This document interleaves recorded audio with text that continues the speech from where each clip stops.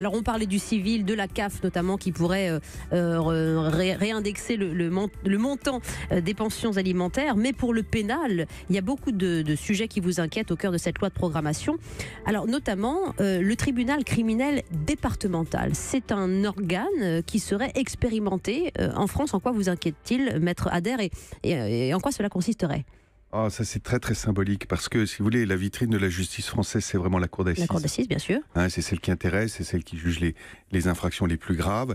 Et de notre point de vue, mais nous ne sommes pas simplement, nous les avocats, le penser, aussi les magistrats, les gens du parquet, trouvent qu'elle est exemplaire. En tout cas, c'est la meilleure. C'est le moment où on débat de toutes les pièces, où on entend tous les témoins, tous les experts, et où la juridiction ne peut pas se prononcer sur autre chose que ce qui a été dit. Donc vous ne pouvez pas avoir de meilleure contradiction, c'est ce qu'on appelle l'oralité des débats. Puisqu'au moment où ils vont se retirer pour délibérer, ils n'ont pas le dossier, c'est simplement pour vérifier un point. Et les juges, d'ailleurs jusque dans les années 30, c'était des jurés uniquement tirés au sort. Il n'y avait même pas les magistrats qui délibéraient sur l'innocence ou sur la culpabilité. On va faire disparaître le citoyen, c'est ça qui est annoncé avec cette proposition de réforme. Il n'y a plus de juré, puisque ça sera des magistrats professionnels. Le tribunal criminel de première instance, ce sont des magistrats, on nous dit que ce sera des magistrats à la retraite, que ça se coûtera un petit peu moins cher, ça sera une espèce de super tribunal correctionnel. Ils vont délibérer avec le dossier, c'est-à-dire que ce n'est plus la même justice. Et ce que je trouve très fâcheux, mais Hervé Temim va vous en parler très bien, parce que lui c'est un grand praticien de la cour d'assises, c'est que on va faire une catégorie entre les crimes les plus graves et les crimes les moins graves. Et dans les crimes les moins graves, qui seront passibles donc de cette espèce de super tribunal correctionnel, vous aurez le viol. Il y a un combat féministe qui date des années, ben oui, un combat féministe qui a consisté à dire il faut que le viol passe devant la cour d'assises, il faut qu'on puisse expliquer, il faut que les victimes puissent être entendues. Il y a besoin de c'est fondamental dans cette lutte.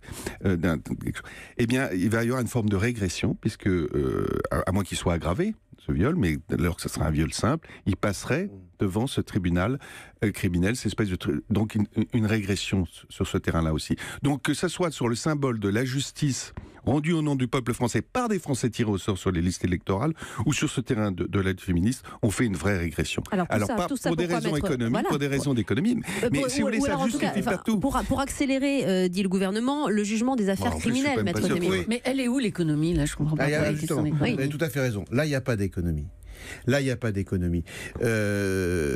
Franchement, ça, c'est une mesure. Alors, bon, c'est une expérimentation. C'est ce qui nous a été rétorqué. Ça, c'est la mesure qui est venue de nulle part, qui n'a pas fait partie du tout de ce qui a été même envisagé, je crois, avec les avocats, je n'en étais pas, qui étaient reçus. Je le confirme. Là, vous avez raison, c'est pas économique, puisqu'au contraire, il va falloir créer de nouvelles juridictions. Oui, donc de quoi ça part? De quelle idée ça part? Je vais vous dire d'où ça part. Oui. C'est ce qu'a dit Basile. Ça part de deux choses.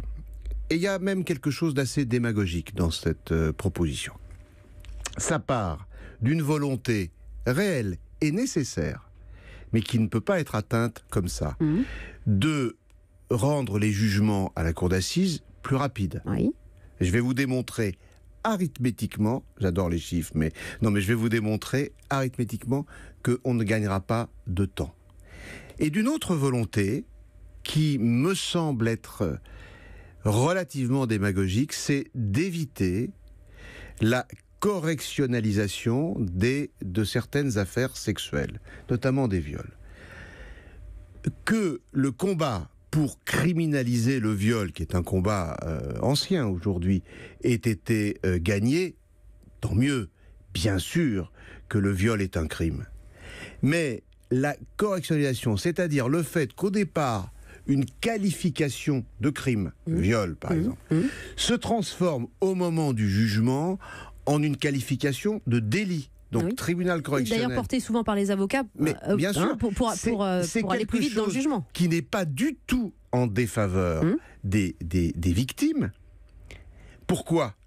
Parce que d'abord, les peines prononcées par les tribunaux correctionnels, la moyenne de ces peines est très lourde. Oui. Et parce qu'ensuite, les jugements sont plus rapides, beaucoup plus rapides.